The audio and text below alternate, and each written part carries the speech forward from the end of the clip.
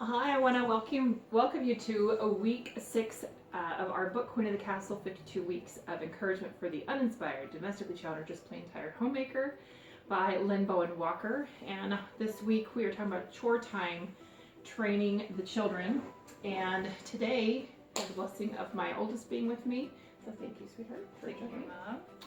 And so I wanted to ask her some questions about how she's training. Now you have a child, my granddaughter. Yep, Charlie. And how old is she? 21 months. Yep. 21 months. And I've noticed in some of the videos you send me, or even when I'm over, that she assists you with some things. Mm-hmm. What kinds of things does she assist you with around the house?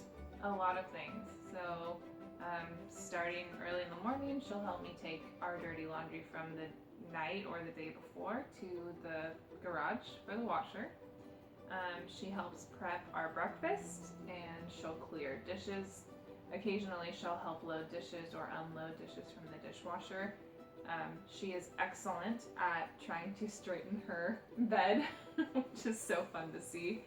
And she's very good at cleaning up after herself when it's time for nap or bed, or whatever the occasion is for cleanup. There you go. And was there like a certain age that she seemed to kind of, like, was this natural for her, or was this something that you started prodding her, or is it both, or? That's a really good question. So I knew at some point I wanted to start training her to be helpful around the house, as an example to future siblings, and just to take responsibility for things that were hers. But she showed interest at a really early age, and my mind kind of just went through this thought process of, if she's showing interest now, I should take advantage of the fact that she's moldable and interested, and encourage and allow her opportunity for growing, because she's not doing things to my level, where I'm doing them, I'm starting the wash machine with the soap and stuff. But she's so proud when she gets the clothes to the stair of the garage and she can throw them out onto the floor, and then she's asking for a high five or knuckles, because she sees that she's accomplished something that is helpful. I mean, Absolutely. It's gotten the laundry from the bedrooms to the washer. And just like scripture talks about, as a new believer, or as a child, we are, eating milk, and as our faith grows, well, it's the same thing as our abilities grow, right? Those things change. So do you have a memory from childhood, some of the chores that maybe you did or we did? I think some of the chores I remember the most is, it was sometimes the hardest because it took the most time, but Mom had a chart and it would rotate us through who was to help her with dinner through the week. And sometimes I was so excited about it, and sometimes I was so tired from school or just wanted to be lazy and watch Cyber Chase or something. And so I didn't want to help. But it was also those memories in the kitchen that were like some that I look back on and I'm very fond of. I got to help Mom, and I use a lot of her techniques in my own kitchen now still, of how I make stuffed peppers and slow cooker meals and stuff. So yeah, that's one of them. Yeah, she was one that was loved. She wrote me a note one time saying, "I love how excited you get over slow cooker meals." You remember that? When you'd find a recipe for slow cooker meals. Because to me that was just such a relief. I mean, even though I was in the home with the kids, it still was exhausting. Just there's always stuff going on and things that need to be kept up, and there were things the kids couldn't do or they shouldn't do because they are kids.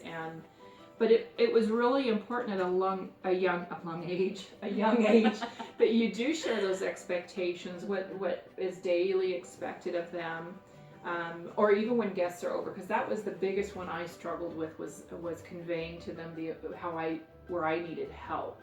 So I finally learned that it was important, and they wanted to help.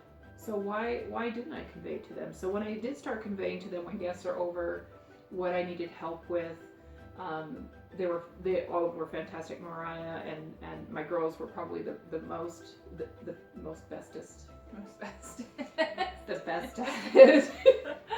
But do you remember when we would sometimes work together in a room, and everyone would have a task? We have people coming back But we would sometimes have a room that we would work on at a time, and each would have a specific chore depending on what their abilities were. And I just also wanted to share, you're not giving those jobs to a kid just because you don't want to do them. You're setting your children up for success in the future. Do you feel like that you benefited from those things? Yeah, I do. And actually, I wanted to share like a tiny little story really quick. So this was something that came up when Mom mentioned kind of zoning things. Our dad was out of town. I don't remember where, but the four of us, my siblings and Mom and I, we were at home, and Mom's like, guys, I really want to get this house in order. So we busted our bottoms and we cleaned every room of the house, like dusted, changed linens, like vacuumed mattresses. I mean, we did everything. And Mom's like, you guys, you know, her thing too that I remember is she would put Enya on, and we would open all the windows and we would just have Enya cranked while we would just like, it was like the most relaxing thing. I still do that to this day. I put Enya on when I'm cleaning. But we finish and we get to the kitchen and Mom goes, okay, we're gonna have a special snack since you guys, you know, helped me get the house in order. So she made, I don't even remember what we had, but she made this thermos of hot chocolate. And we get downstairs and Mom opens the straw of the thermos and it exploded all over the ceiling. Yep. And so there was a hot chocolate stain on the ceiling for most of my childhood after that. It was so funny. Just random story. But and it's funny too because we were just showing the house because I told you guys we're going to be moving this summer. And that was one of those things that I pointed out on that popcorn ceiling in the downstairs was my husband had tried to spray paint over it. But yeah, good memories. One of the things we'll miss about the house. So. And there was one other thing that you mentioned. You're talking about expectations, and there are some things that you feel are appropriate for kids and some things that aren't. One thing that I've learned and I've seen looking back on my own childhood with how Mom and Dad encouraged us to grow into things was you can always set a higher expectation for a child to grow into rather than giving them something that they're going to grow out of so easily. And so giving them tasks that allow them steps to grow into an end goal is sometimes really good for them. It shows them that you trust that they're capable and that they'll get there. Absolutely. Well, thank you very much for helping me out today. Blessings to all of you, and we'll see you next week. Bye.